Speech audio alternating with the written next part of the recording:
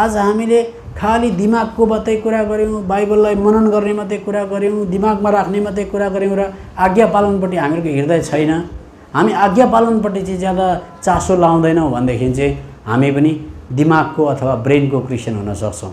तर खाली हृदयको प्रभुलाई प्रेम गर्ने, भक्तिले भरिएको, अलिकति के भन्छ त्रुटि हुँदाखेरि पनि पश्चाताप गरिहाल्ने, माफ मागिहाल्ने, मेरो जीवनमा डाहा छ, मेरो जीवनमा घमण्ड छ, मेरो जीवनमा लोभ छ, प्रभु यो छुटाइदिनुहोस् भनेर भित्रको कुरालाई पश्चाताप गर्ने भएन भने चाहिँ हामीहरूको बाहिरी आडम्बर, बाहिरी देखावटी, बाहिर श्रृङ्गार, कतिजना मान्छे भेला भए, कतिजनाले खाए, को आयो, कसले अङ्ग्रेजीमा मेसेज दियो भने खालि बाहिरी कुरा हुन्छ, भित्र हामीहरूको हुँदैन। त्यसले गर्दा भित्र कुरा आज हामीहरूको मुटु कठोर भएको कारणले गर्दाखेरि त पश्चाताप नभएको, माफ नमागेको, पश्चातापी नभएको, अनि हामी भित्रको कुरा नदेखेको कारणले गर्दा नरोएको, आँखामा आँसु नभएको यो खालको कुरा छ। अनि हामीलाई मिटिङ गरेर फर्केर आउँदा मैले गरेँ, म गएँ जस्तो हामीलाई एक प्रकारको सन्तुष्टि लाग्छ।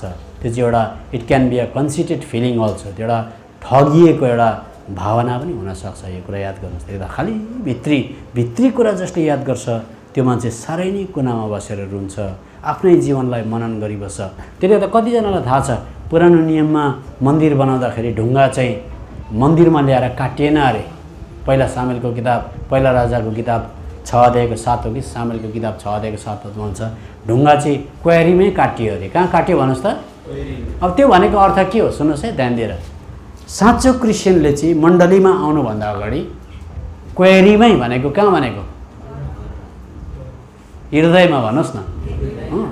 हृदयमै जति बेला जजमेन्ट गरेको छ अरे आफूलाई, मैले आज कहाँ बोलेँ, मैले अघि कस्तो प्रकारले हेरेँ, मैले अघि दिउँसो अफिसमा गफ गरेकोमा अलिकति त्यो अनुचित नै भयो, त्यहाँ 2-4 जना मान्छे गफ गर्दाखेरि मैले अलिकति अर्काको कुरा गरेँ भनेर तपाईँ घरमा आएर इन्ट्रोस्पेक्सन गर्नु भएन। आफूलाई क्वेरीमै तपाईँले जाँच गर्नु भएन, हृदयमा आफूलाई जाँच गर्नु भएन भनेदेखि चाहिँ पछाडि क्रिस्चियनको न्याय हुन्छ भनेको छ। न्याय त्यसले गर्दा पहिला पत्र 4 अध्यायको 17 पद पढिहेर्नुहोस् त।